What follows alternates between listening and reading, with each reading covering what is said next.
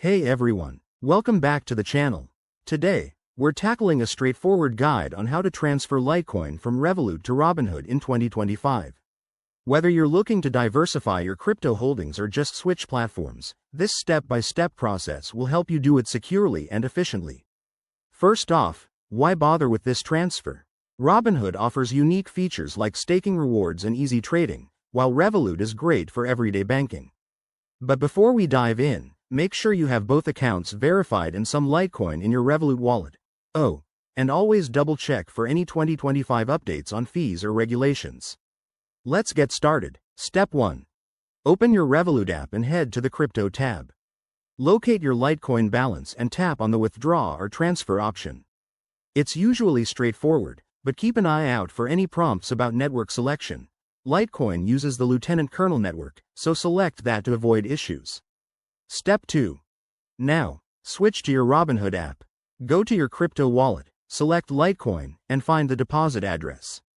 Copy this address carefully. It's a long string of characters, so no typos allowed. In 2025, Robinhood might have enhanced security features, like QR codes for easier copying. Step 3. Back in Revolut, paste the Robinhood address into the withdrawal form. Enter the amount of Litecoin you want to transfer, and review any transaction fees. Expect around 1 to 5% depending on the network.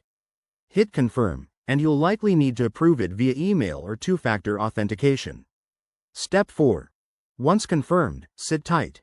The transfer could take anywhere from a few minutes to an hour, based on blockchain congestion.